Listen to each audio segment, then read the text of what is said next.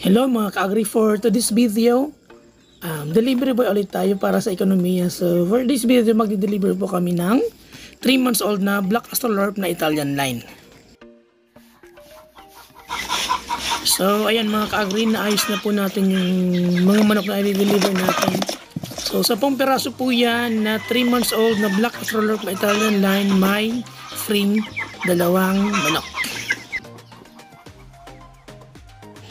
So ayan po, nakarating na kami, tinanggal na agad namin sa karton kasi po mainit na, kawawa naman po yung mga manok. So by the way, ito po ay nasa San Vicente Buica Marine Shore. Ito po kami nag-deliver sa aking bilas. So ayan po, bumili siya ng 10 piraso, may dagdag na 2. After 4 months po, mangingitlog na sila. So ayan po.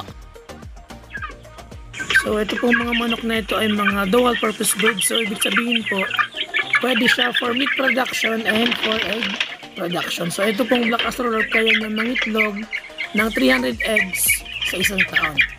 So ibig sabihin po, sa 1 week, isang beses lang po siyang hindi mangingitlog.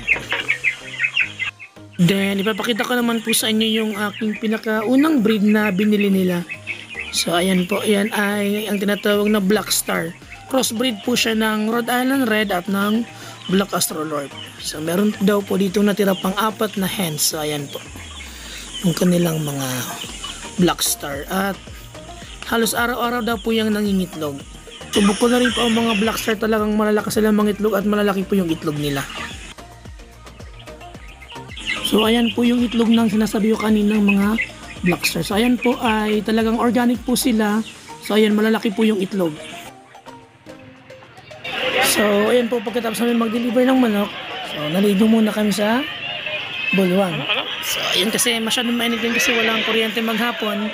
So ligo-ligo din tayo pag may time. So tara, swimming tayo.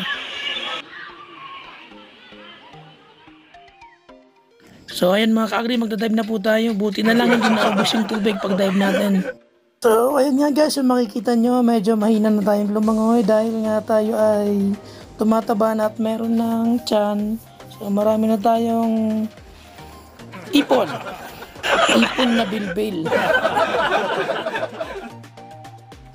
So ayun po, bago ko umuwi, meron kaming balutin na mangga. So binigyan po kami ng mangga ni Uncle Fred at ni Auntie Leonor. Salamat po sa mangga at napakatamis po ng mga binigay nyo. Thank you po. Kapag po nag-swimming kayo sa bulong at kailangan nyo ng internet, punta lang po kayo sa Fred and Leonor's Residence. Meron po doong Fiso Wi-Fi. Hanapin nyo lang po Fred Wafalias. Meron po yung Fiso Wi-Fi kung kailangan nyo po ng internet. Tara guys, kain tayo ng mangga with bagoong. Mangga para sa mga ngako pero hindi naman matutupad. Aray. No.